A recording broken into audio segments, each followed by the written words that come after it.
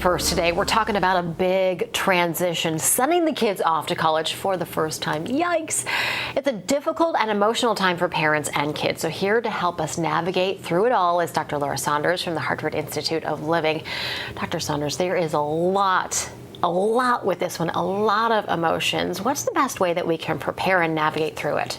So I think it's really important to acknowledge the confluence of emotions, the roller coaster, right? So as your older teens have been going through the summer, they want independence, you want to stick to sort of the guidelines and routines that have always been a part of your family environment. They just want to be independent. So it creates a lot of conflicts, it creates a lot of difficulties, and in that mixture of emotions, it is what we call sort of soiling the nest. Kids just want to go. Parents kind of want them to go, but want them to stay.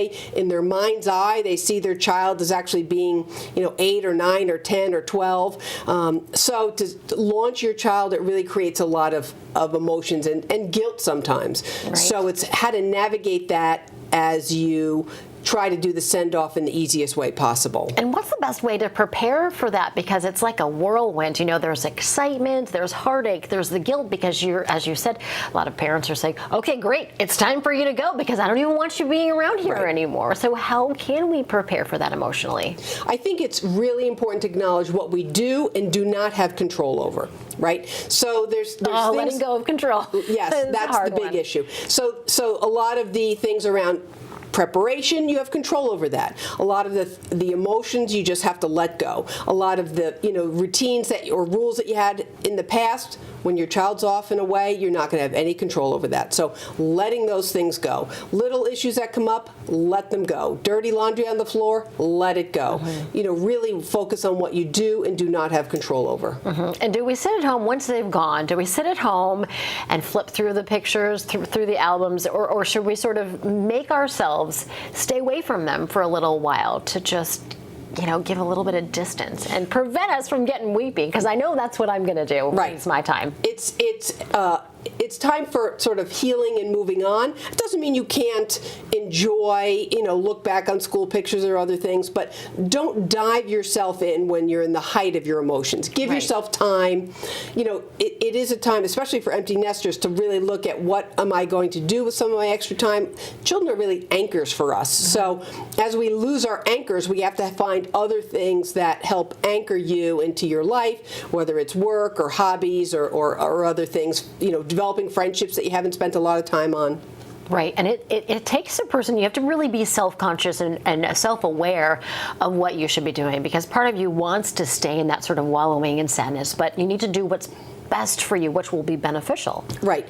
So while there's a little bit of wallowing that can be like the grieving process, I don't recommend staying in it too long. I recommend taking a step into what are the steps I need to do to build back into my life as a fully functioning adult, right? It's an identity shift. You're going from being a parent to being a partner or whatever your occupation is, or a friend. It's really a paradigm shift. It is a huge paradigm and identity shift. Yeah. All right. Any last advice for parents and kids out there of all ages? Because it's still a difficult time. A lot of kids aren't ready to go back to school. Maybe they don't want to. They're still having some feelings from years past. Right.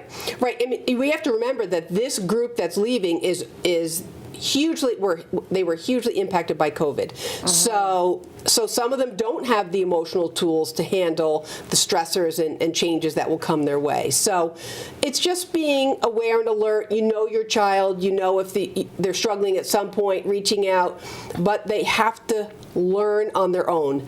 Young people, and a lot of older people too, do not learn by us telling them what to do. They learn by the experience, and oftentimes that means having some failure experiences and learning from that. Before we go, I have to ask, you're in the thick of it, your daughter heading off to college next week. How are you dealing with it? So it is a very emotional time. I'm living it and breathing it as we talk about it. And so I know sort of the confluence of emotions and how much of a roller coaster ride it is. It doesn't take much for me to get into tears either, so I'm going to avoid that. I know. But it is a difficult time, and for me, it's saying it out loud and finding ways to take care of yourself. Yeah, well, I'll be calling you weekly. Yes. It's my time next year. Thank you, Dr. Saunders, so much for being with us. Thank you, Erica. Appreciate you.